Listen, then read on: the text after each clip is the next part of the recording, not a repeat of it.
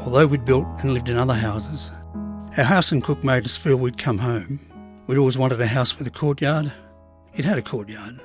We'd always wanted a house with an open fire. It had an open fire, although we enclosed it and made it more efficient later on. Watching it burn in winter, feeling its warmth, talking and listening to music, the fire was very important to us. We were in Cook for 21 years. After a major extension and renovation in 2000, expensive landscaping work and countless hours of work by us, we thought we'd never leave.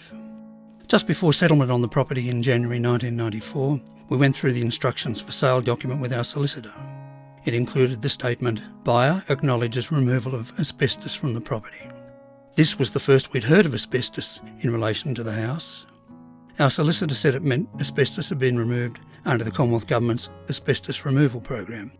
We accepted his advice and settled the next day. In June 2005, we received a letter saying there could still be loose fill asbestos in our home, that we should exercise caution if we were considering extensions or renovations. It was too late. We'd received no warnings when our plans were approved for the major extension and renovation in 2000, and we lived in the house while walls were demolished and dust flew everywhere. Our children had their last years at home with us before they moved on. The birds, butterflies, trees and quick access to Mount Painter all made us feel complete. There was a chaste tree in the garden. I've never seen another chaste tree. I made art there and found the place inspirational. The streetscape, the trees, the astonishing bird life were all subjects for making art. We grew apricots, peaches, cherries, plums, quinces, olives and barberries. The closeness to everything was invaluable, and Puss, our beautiful, quirky companion for almost 20 years, was buried in the garden.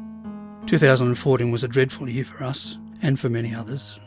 In February 2014, a letter warned of the danger of the loose fill asbestos that had been pumped into our roof space after the house was built in 1970. Things escalated from there, and we tried to come to terms with the fact that we would probably lose our home. It helped that we expected we would be allowed to rebuild on the block, preserving most of the garden, staying in touch with our neighbourhood and the people and places that made it special to us. We revisited our house plans and tried to imagine how a new house could improve on the house we knew would probably be demolished. We looked at new design ideas and felt somewhat positive about what might happen. Government, though, instead of adopting the solution most people were expecting, chose a real estate-based solution to the problem. We could sign up for the proposed scheme, involving the surrender of our Crown lease at an October 2014 valuation, and perhaps buy our block back at a new, undoubtedly much higher price sometime in the future. Despite some of the media reporting and the approach taken by government, the Mr. Fluffy disaster is not just a real estate thing, not just about money. We decided to sign up if we were able to find an acceptable place, and we did in some ways. It doesn't go close to what we left behind, although we think we could make a home here. We still live with sleepless nights and heartache. We live with the sense that neither the Commonwealth nor the ACT government saw beyond the real estate value of our home. We live with uncertainty surrounding our health and that of our children, and we feel for other families who also have to leave their homes.